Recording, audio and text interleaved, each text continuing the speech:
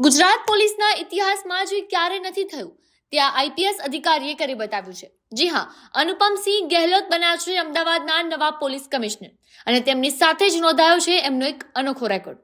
અનુપમસિંહ ગેહલોત ગુજરાતના એવા પહેલા પોલીસ અધિકારી છે જેઓ રાજ્યના ચારે મુખ્ય શહેરો અમદાવાદ, વડોદરા, રાજકોટ અને સુરતના સીપી રહી ચૂક્યા છે।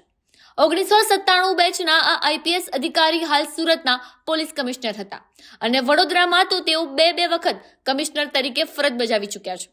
અમદાવાદ માટે તેઓ નવા નથી। વર્ષો પહેલા તેઓ અમદાવાદમાં જ ઝોન 4ના ડીસીપી તરીકે કાયદો અને વ્યવસ્થા સંભાળી ચૂક્યા છે, એટલે કે અમદાવાદની રગેરગથી તેઓ વાકેફ છે। અને એટલું જ નહીં, ઇન્ટેલિજન્સ બ્યુરો એટલે કે આઈબીમાં પણ તેમને લાંબો સમય કામ કરવાનો અનુભવ છે અને તેઓ એસીબીના ઇન્ચાર્જ તરીકે પણ કડક કાર્યવાહી કરી ચૂક્યા છે।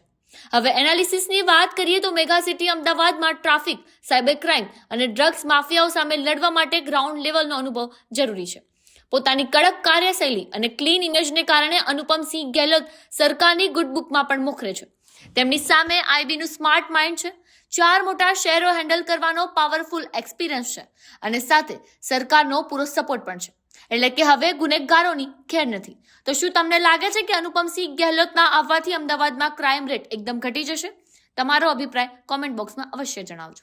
આપના પોતાના પ્લેટફોર્મ લલકારને લાઈક કરો, ફોલો કરો, સબસ્ક્રાઇબ કરો અને શેર કરો।